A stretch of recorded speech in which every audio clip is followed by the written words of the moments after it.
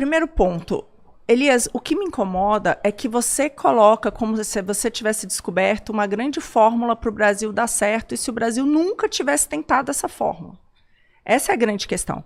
Essa forma de perseguir um grande projeto do Estado proporcionando o desenvolvimento de uma indústria brasileira de ponta é exatamente o que o Brasil tentou diversas vezes e deu muito, muito errado. Né? É isso que tem sido perseguido. Por exemplo, eu acredito, foi tentado na ditadura militar e eu não acredito que tenha dado certo. Né? Primeiro, não concordo com a ditadura, e segundo, que eu acho que deixou ali uma herança em termos de endividamento, em termos de vários problemas que a gente demorou muito para conseguir, se um dia a gente conseguiu. Eu acho que ali está uma boa parte das causas do nosso fracasso. Se tentou de novo durante esses 20 anos de governo PT. Foi o que mais foi tentado. A gente está falando de PND, de PAC, etc. e tal, e nunca deu certo. Então, eu vou falar aqui o que dizia já, né, o saudoso Roberto Campos, parafraseando Bismarck, né, que tem aqueles países que aprendem com a história dos outros, que são inteligentes, os países que aprendem com a sua própria história, que são medíocres, e aqueles que nunca aprendem. Né? E eu sinto, infelizmente, que a gente vai entrar por de volta aqui no ponto que você sempre traz em todos os seus debates, que é o que o Brasil vai conseguir perseguir essa agenda. E eu vi o que a Dilma fez na hora que tentou perseguir essa agenda. E deu completamente errado. Porque, no final das contas, isso tudo é uma historinha. É uma historinha por quê? Porque tem esses seres iluminados, intelectuais, que acreditam que pode desenhar qualquer coisa sobre uma economia, botar ali no papel e que vai dar certo.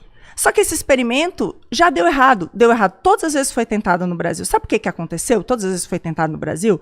O Estado, obviamente, que foi capturado por grupos de interesse. É exatamente isso que aconteceu. Quanto maior o tamanho do Estado, maior o pernil, mais ele atrai moscas. Você acha que lá em Brasília, o tempo inteiro que eu fui, você acha que algum dia a dona Tamires, que eu compro fruta algum dia ela teve acesso a Brasília? Nunca. Mas é óbvio que outras pessoas, várias tinham acesso a Brasília. Então isso tudo é uma historinha. Quanto maior o Estado, maior a chance dele ser capturado.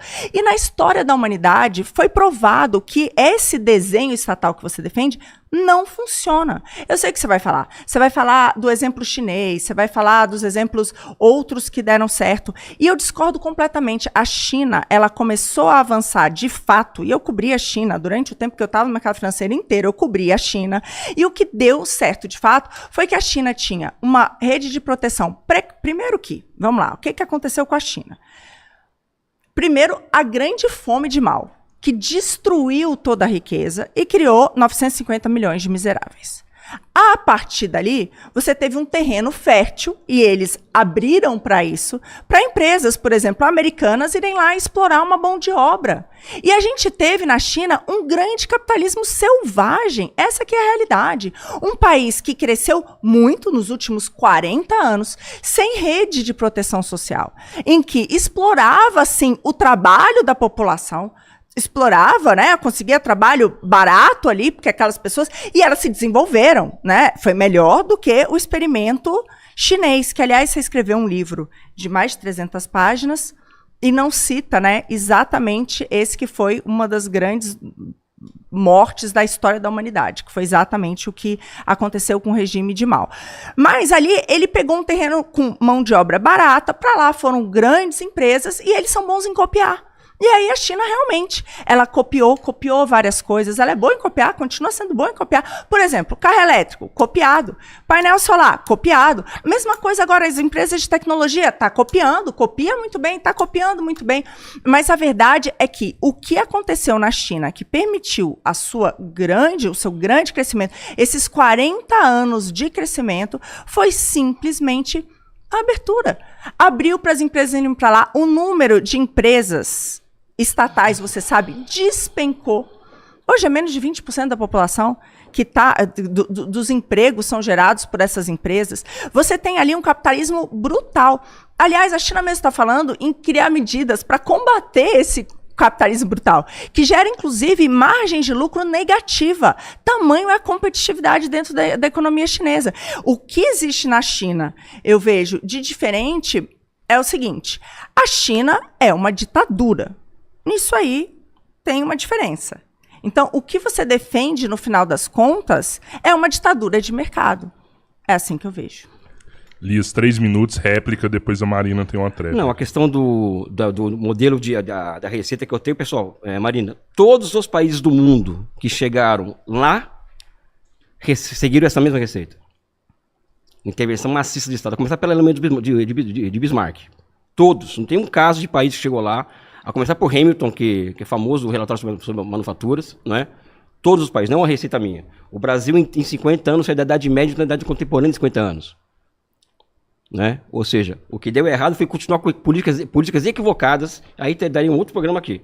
Mas o Brasil saiu da Idade Média de 30 para a Idade Contemporânea em 80.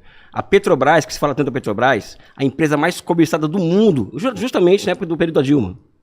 Você transformou uma potência industrial absurda. Isso é uma outra questão. China, Marina, desculpa. A China, o centro da sua economia são 96 conglomerados empresariais estatais públicos. O setor público da economia chinesa é o que gera os efeitos de cadeamento para o setor privado da economia se aproveitar, ou seja, o setor privado não gera efeito de cadeamento, nem o ciclo de acumulação na China. O setor privado na China hoje, ele é um setor cada vez mais não público, porque as decisões de investimento são ditadas pelo Partido Comunista.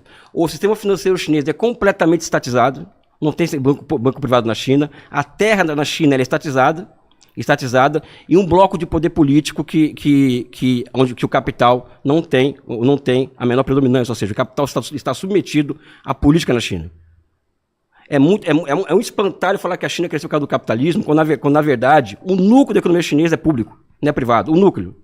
A competitividade está no nível de pequena e média empresa, porque no nível de monopólio isso não existe. Isso não existe. A China em 78 ela faz uma abertura completamente diferente com a abertura comercial que o Brasil fez na década de 90. A China decidiu entrar na globalização de forma ativa, obrigando as empresas estrangeiras a transferir tecnologia. Ou vem para cá transferir tecnologia, ou não vem. Isso tem nada de economia de mercado, livre mercado. Isso não existe. Isso é uma palavra que não existe na boca de qualquer policy maker em qualquer país sério, livre mercado. Isso é coisa de acadêmica aqui do Brasil e Faria Lima. As empresas estatais, as empresas foram para a China obrigadas a transferir tecnologia. Se não vem, não precisa vir. Ou seja, tinha uma política de Estado para trazer tecnologia nova. Esse é o X da questão. O setor público é 20% da economia, claro que é 20% da economia. Só que é o setor público que gera os efeitos de cadeamento na economia, os ciclos de acumulação. O sistema financeiro ele é privado. Ele é estatizado no público. Ou seja, as pessoas insistem em falar da China como se fosse uma caricatura, sem entender nem um décimo do que significa aquilo. E a fome da época do Mao Tse-tung foi a última grande fome na China. A China teve 2.000 fomes na história. Agora, o que eu peço quando falo da época do Mao Tse-tung? É saber a expectativa de vida que o Mao Tse-tung entrega para os chineses em 78, com a morte dele, quanto que era quando ele nasceu, quando ele chegou ao poder em 49. Marina, 2 minutos se você quiser fazer a tréplica e depois você vai para a pergunta. Eu primeiro tenho a tréplica e depois a pergunta. Isso. São tantos pontos. A gente tinha que ficar podendo falar do negócio do outro, senão a gente vai ter que já passar para outro lado. Marina, sabe o que acontece? Não, vira Drilis, cara. Você viu o debate com a Drilis aqui, como que fica? Desculpa, eu não comecei. Tá bom, vamos lá. É que tantas coisas você trouxe. Eu vou voltar para a questão que você trouxe da taxa de juros, né? Porque você fala que isso é um problema do mercado. E você traz muito isso da questão de que, no fundo, a China é o que é porque os bancos são públicos, né? É isso que você fala, os bancos são estatais. Então, assim, de novo, o que você defende é o Brasil insistir no modelo do BNDES, que claramente toda vez deu errado. Toda vez deu errado. Não é que o Brasil nunca tentou fazer isso, ele tentou. Ele tentou diversas vezes na história e todas as vezes foram mal sucedidas. Inclusive, agora está tentando fazer de novo e vai dar errado mais uma vez, porque não funciona. Porque é capturado, porque coloca os amigos, os cupinchas lá, é isso que faz a vida inteira. Então, assim, se a gente não tentar descentralizar essas decisões, e eu acredito que esse é o grande X da questão. Agora, voltando para as taxas de juros. O grande problema do Brasil nas taxas de juros não é o mercado financeiro rentista, Elias, porque, vamos lá, o Banco Central ele determina a taxa de juros de curto prazo. Em diversos países do mundo, porque é aquela necessária para combater a inflação naquele período.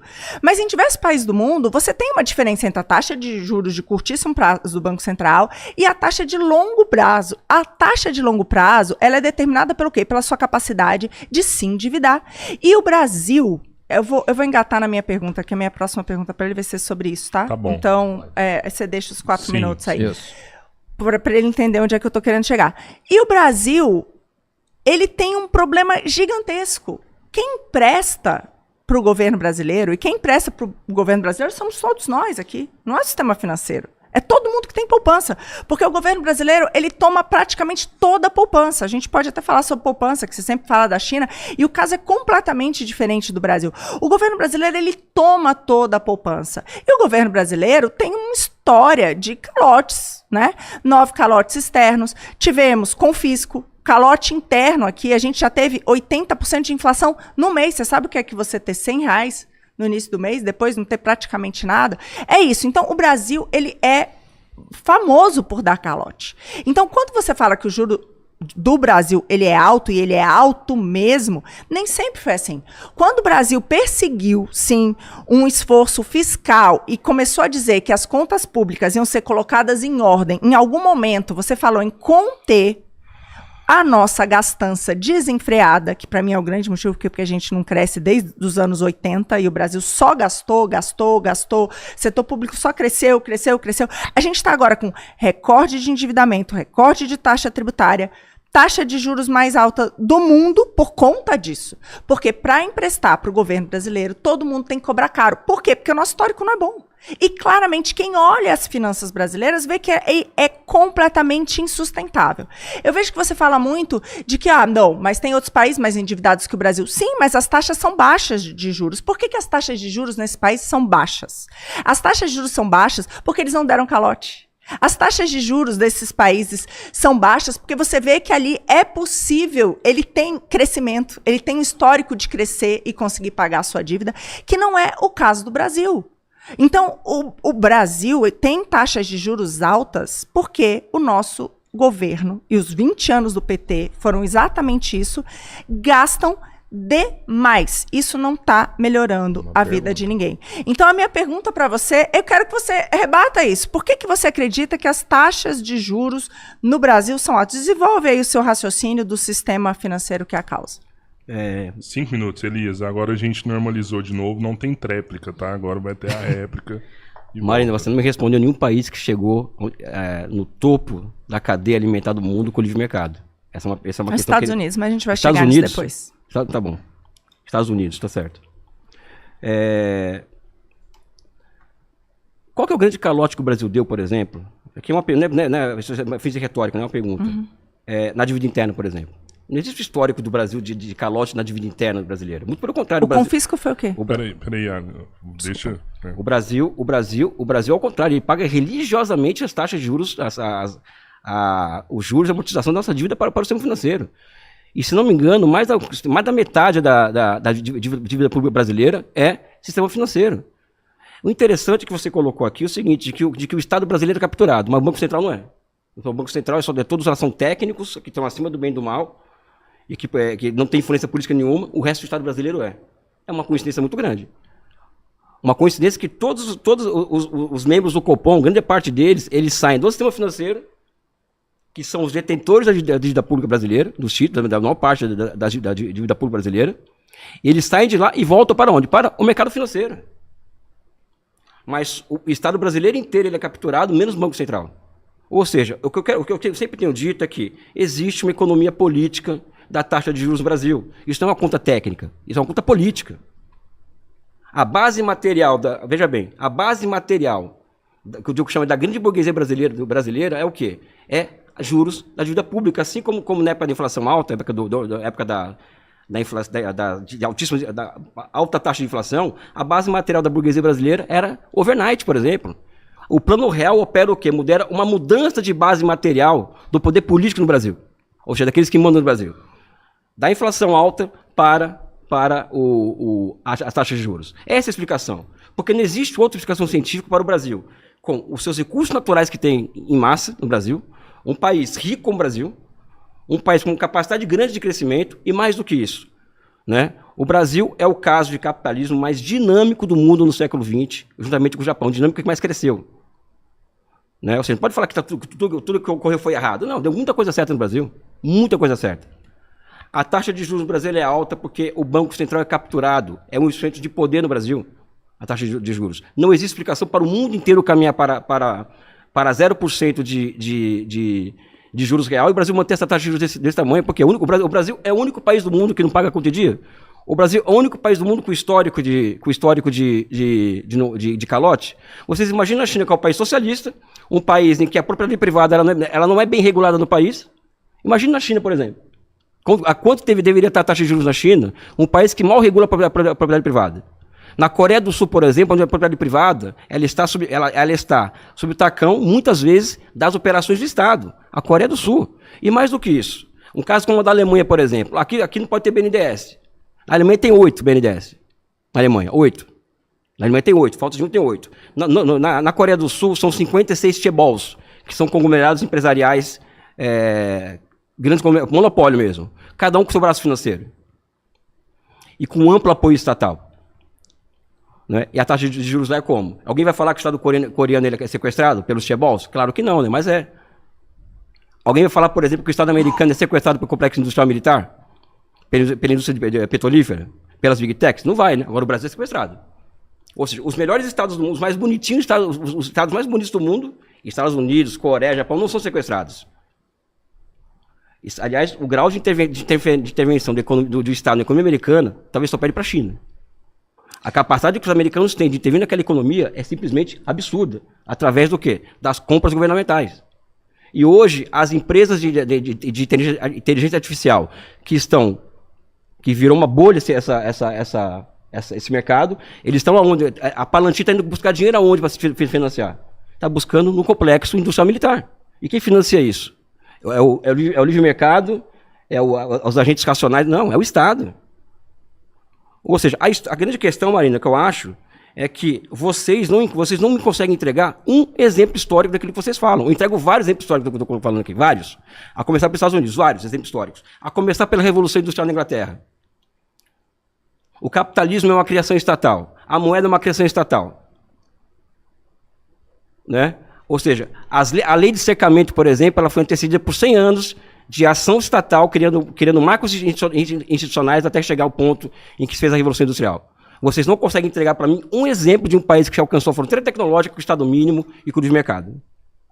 Marina, 3 minutos. Bom, vamos lá. Tem tanta coisa que a gente vai tinha anotando. que falar uma de cada vez. Marina, muita coisa. aceita uma brincadeira, não é com você. Ela prefere estilo Adrilles, entendeu? Não, de forma alguma. Eu só queria poder entrar em todos esses pontos. A gente não vou conseguir entrar em todos. Anote e toca nos principais aí que você... Não, o primeiro ponto, esse ponto de moeda estatal, isso não é verdade. A moeda, ela foi criada... E tiveram várias moedas antes da moeda governamental. Já acontecia, era um sistema de troca voluntária. As pessoas trocaram uma vez sal, usaram vários instrumentos para isso. Até que veio moedas, né? Você precisava de um jeito, porque era muito difícil. Como é que eu troco um boi por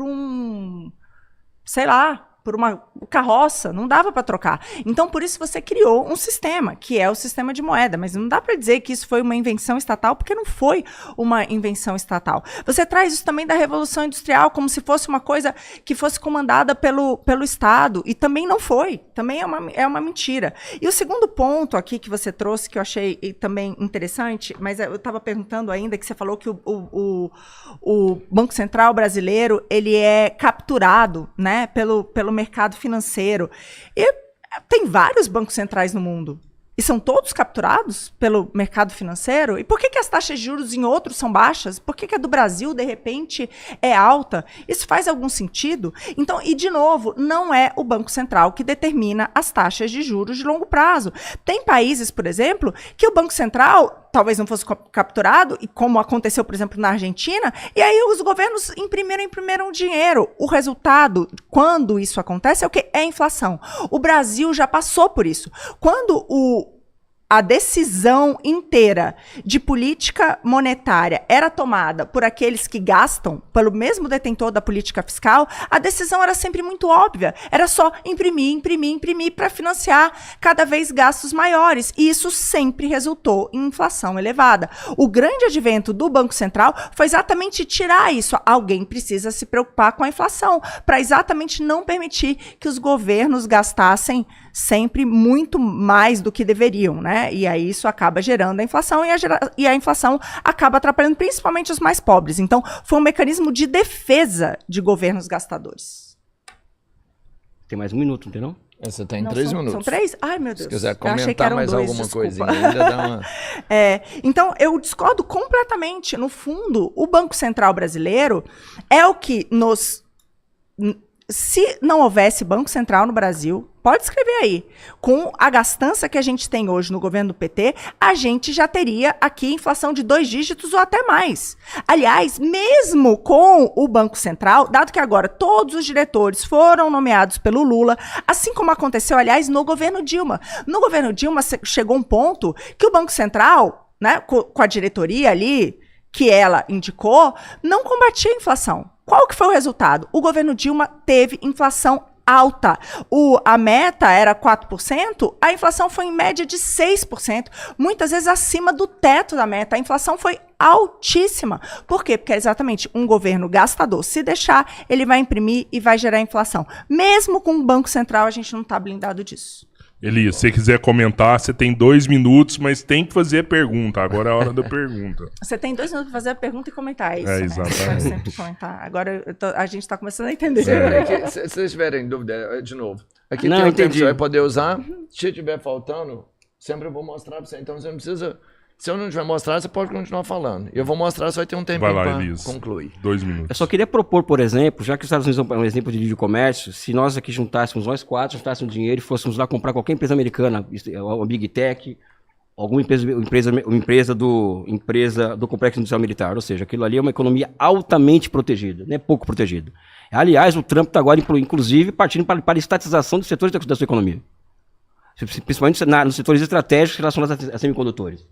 Ou seja, e o caso da Inglaterra, ou seja, desde a Revolução Puritana até a Revolução Industrial, uma série de marcos institucionais foram criados que abriram condições para a lei dos secamentos.